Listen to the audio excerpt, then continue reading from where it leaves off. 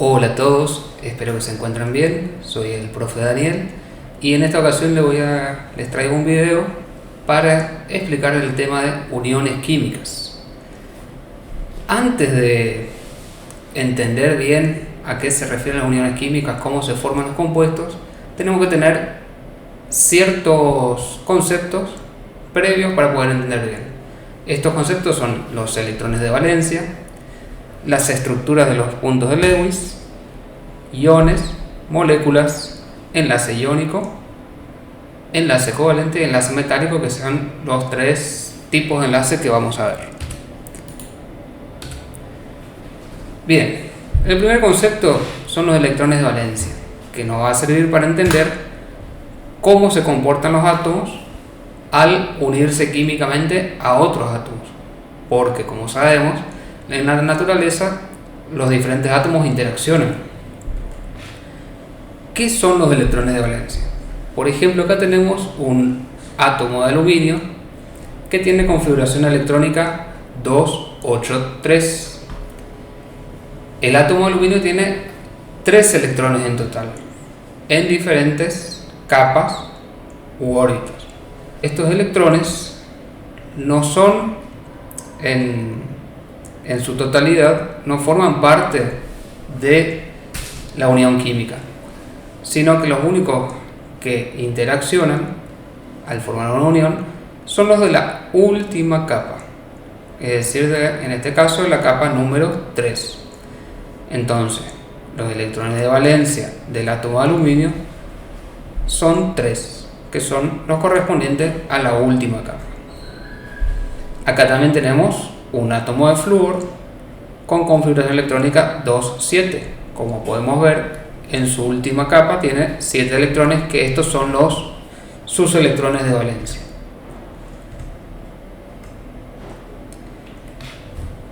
Para comprender cómo se unen químicamente los átomos, los químicos lo que utilizan son las estructuras de punto de Lewis. Estas estructuras lo que tienen es únicamente dibujan por cada electrón de valencia es un puntito.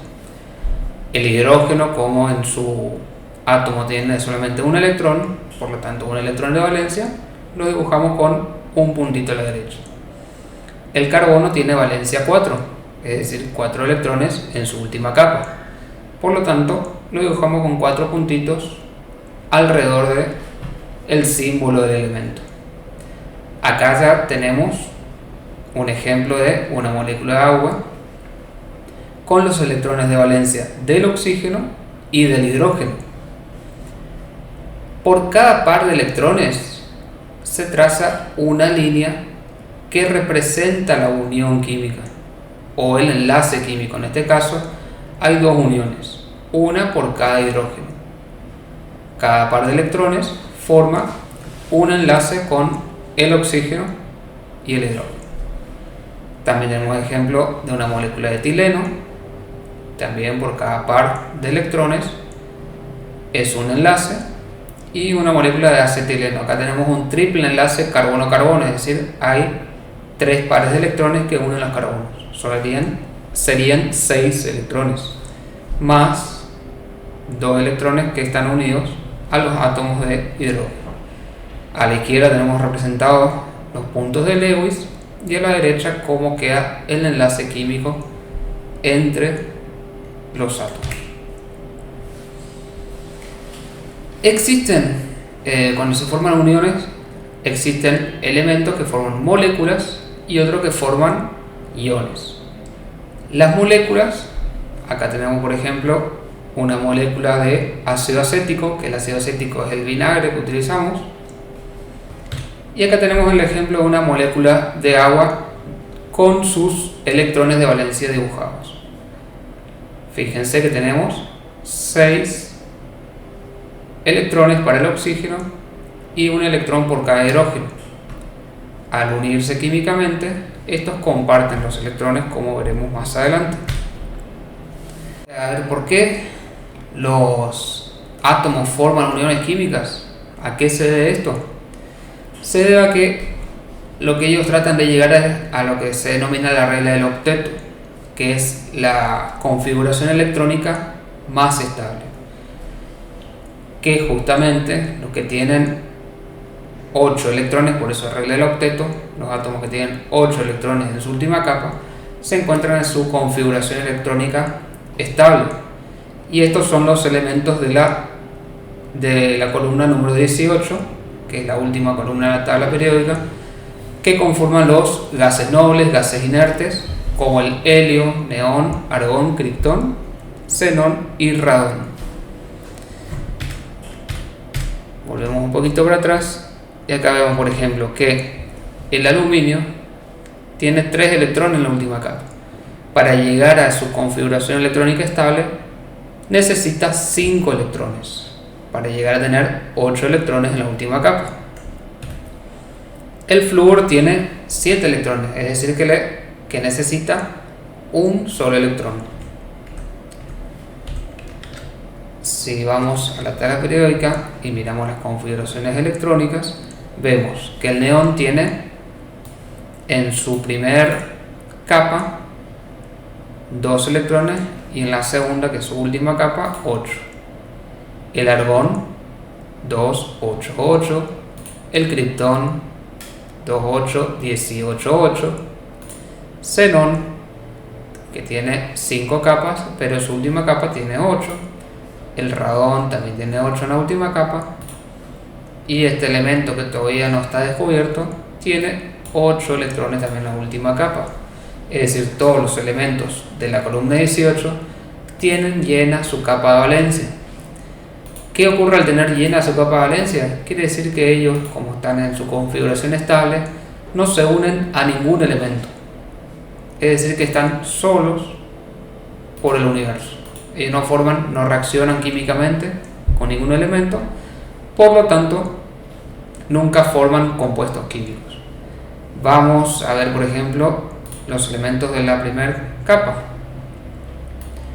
Tenemos que el litio tiene 2 electrones en la primera capa y un solo electrón en su última capa. En este caso es más fácil de que ellos pierdan este electrón de que ganen 7 electrones. Como dijimos, la regla del octeto es que intenta llegar a 8 electrones. Pero ¿qué pasa? Al litio le falta 7 electrones. Energéticamente esto es muy difícil, por lo tanto es más simple que pierda el electrón de que gane. Acá tenemos un caso contrario. El cloro tiene 7 electrones en la última capa. Necesita solamente 1 para llenar su capa de valencia. Acá tenemos, para explicar mejor el tema de iones, los iones son átomos cargados eléctricamente, pueden ser positivos o negativos. Como recién les mostraba, el átomo de cloro tiene 7 electrones en su última capa. Para llenar su capa de valencia necesita solamente un electrón, y de esta manera queda con su configuración electrónica más estable. Al principio, el átomo de cloro tiene carga 0. ¿Por qué? Porque en el núcleo tiene 17 protones. Girando alrededor también tiene 17 electrones. Pero en su última capa tiene 7 electrones. Como dijimos, energéticamente es más fácil que el átomo de cloro gane un electrón de que pierda esos 7 electrones. Entonces, al ganar un electrón, queda con una carga negativa en exceso. Y ahí es lo que se forma lo que se llama un anión cloruro en este caso. El sodio, en cambio, tiene 11 protones, de los cuales 2 están en la primera capa, 8 en la segunda y 1 en su última capa. Acá, caso contrario, es más fácil de que pierda ese electrón de que gane 7. Al perder el electrón forma lo que llamamos un catión. En este caso es el catión sodio, con una carga positiva de 1. Es decir, queda con carga más 1. ¿Por qué? Porque al perder el electrón queda con una carga negativa menos. Entonces, los protones que tienen carga positiva le ganan en el orden de 1, sería una carga positiva. Entonces, todo ion que tiene carga negativa se va a llamar anión, y todo ion con carga positiva se va a llamar catión. Los elementos que tenemos hacia la izquierda de la tabla periódica, que son los elementos metálicos, tienden a formar cationes, es decir, tienden a perder estos electrones. Es más fácil que ellos pierdan, y de esta manera forman cationes. Y los elementos no metálicos, los que están a la derecha de la tabla periódica, tienden a formar aniones, es decir, ellos atraen esos electrones que pierden los cationes y quedan con carga negativa formando aniones. Por ejemplo, el flúor, el cloro, el bromo y el yodo son elementos que con una alta electronegatividad. Esta alta electronegatividad quiere decir que ellos tienen mayor fuerza para atraer electrones, y de esta manera quedan con carga negativa formando aniones. ¿Y qué ocurre cuando tenemos un catión junto a un anión? Ahí formamos lo que se llama el enlace iónico. El enlace iónico ocurre cuando un elemento de característica metálica como el sodio transfiere un electrón a un elemento no metálico como el cloro. Ocurre esto por el tema que decía de la energía. Es fácil de que ellos pierdan un electrón formando un catión, y es fácil de que el cloro gane un electrón formando un anión. Una vez que se forman los iones, estos se unen electrostáticamente. Al tener el sodio una carga positiva y el cloro una carga negativa, se forma una unión muy fuerte, porque como sabemos, cargas de distintos signos se atraen. Los enlaces metálicos se dan únicamente entre elementos metálicos, como los que tenemos acá en la tabla, que son prácticamente todos los que están a la izquierda. Todos los elementos a la izquierda, excepto el hidrógeno, son metales. Estos metales, por nombrar algunos, cobre, zinc, hierro, que son elementos comunes, la manera que se comportan es: los núcleos de los elementos forman cationes. Acá tenemos el zinc forma un catión con carga más 2. Ellos se empaquetan en el centro de la estructura, forman una estructura cristalina, y los electrones quedan alrededor de forma libre. Estos electrones de valencia quedan libres en la superficie del metal, y esto es lo que le da justamente la característica a los metales de conducir la electricidad, porque son justamente los electrones los que conducen la electricidad.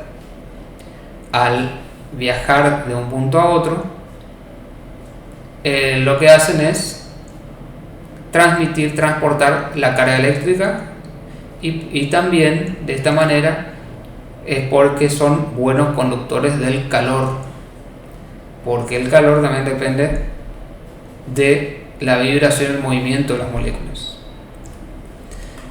Y los enlaces covalentes, la diferencia que tienen es que en este caso no se pierden electrones como ocurre en el enlace iónico, sino que los elementos comparten electrones. Por eso vemos acá unidos al hidrógeno y el oxígeno compartiendo electrones. En el caso del enlace iónico no se comparten electrones, sino que uno le quita al otro. Los elementos metálicos pierden electrones y los elementos no metálicos ganan esos electrones, pero es decir que hay una transferencia. En el caso de los enlaces covalentes no existe esta transferencia de electrones, sino que están compartiendo unos con otros. ¿Qué características tienen cada tipo de enlace? Bueno, en los enlaces metálicos se da solamente entre elementos metálicos, no va a existir un enlace metálico que tenga un elemento no metálico. Forman redes cristalinas con los cationes formados por los núcleos, y los electrones, como mencionaba anteriormente, están libres en esa red cristalina. Es como si fuera que forman un mar de electrones. En los enlaces iónicos se da entre elementos de carácter muy metálico y elementos de carácter no metálico. El catión cede, es decir, que pierde sus electrones o le da sus electrones al anión. En los enlaces covalentes se da entre elementos de carácter no metálico, siempre va a ser entre elementos no metálicos. En este caso, los átomos que forman la unión comparten electrones. ¿Cuáles son las características que tienen los diferentes enlaces? Todos los compuestos iónicos van a ser sólidos a temperatura ambiente. Como ejemplo podemos dar el cloruro de sodio, que es justamente este compuesto iónico que tenemos acá, que es de la unión del sodio y el cloro. El cloruro de sodio es la sal de mesa, es la sal que utilizamos todos los días para sazonar nuestras comidas. Como vemos, la sal es sólida a temperatura ambiente, y al igual que la sal, que el cloruro de sodio, todos los compuestos iónicos son sólidos a temperatura ambiente. Nunca vamos a encontrar un compuesto iónico líquido. Tiene una elevada dureza, es decir, la resistencia que presentan a ser rayados, pero son frágiles. Para que entiendan la idea de algo que sea duro y frágil a la vez, podemos dar el ejemplo del vidrio. El vidrio es un material duro, pero es frágil, se rompe fácilmente. Bueno, los cristales iónicos se comportan de esta manera. Sus puntos de fusión son elevados. ¿Qué quiere decir esto? Que necesitamos muchísima temperatura para pasar del estado sólido al líquido. Son malos conductores de la electricidad en estado sólido, pero si los diluimos en agua o están en estado líquido, son muy buenos conductores. Es por esta característica que el agua conduce la electricidad. El agua de la corriente o el agua que de un lago, de un arroyo, conduce la electricidad porque tiene sales disueltas en el agua. Si no tuviera sales, no conduciría la electricidad. Entonces todos los sólidos iónicos disueltos en agua conducen electricidad, pero en estado sólido no son muy malos conductores. Los enlaces covalentes, cuando forman moléculas gigantes, en este caso podemos dar el ejemplo del diamante. El diamante es un compuesto de carbono. El mismo carbono del carbón mineral también es el que forma los diamantes, pero en este caso forma moléculas gigantes y perfectamente con una estructura cristalina perfecta. Tienen elevados puntos de fusión y ebullición, y su dureza es notable. El diamante, por dar el ejemplo, es el elemento más duro natural. Un diamante se puede rayar solamente con otro diamante. Cuando no forman moléculas gigantes, las sustancias son gaseosas o muy volátiles. No son duras y presentan puntos de fusión y ebullición bajo. Acá podemos dar el ejemplo del alcohol. Vieron que el alcohol, si dejamos al ambiente, se evapora rápidamente. Esto quiere decir que es volátil. El agua, el punto de fusión de ebullición del agua es muy bajo, a 100 grados Celsius, y la mayoría de los compuestos covalentes tienen puntos de fusión y ebullición bajos. Otro ejemplo, el azúcar de mesa, si lo ponemos al fuego hacemos caramelo muy fácilmente, y son malos conductores de electricidad. En general, los compuestos covalentes son muy malos conductores de electricidad. Ahora, con respecto a los enlaces metálicos, los materiales metálicos son excelentes conductores del calor de la electricidad y presentan ese característico brillo que tienen los metales, que por esta razón se usan en joyas como el oro, la plata. Muchos de estos son dúctiles, quiere decir que se pueden hacer hilos, o maleables, que pueden formar láminas.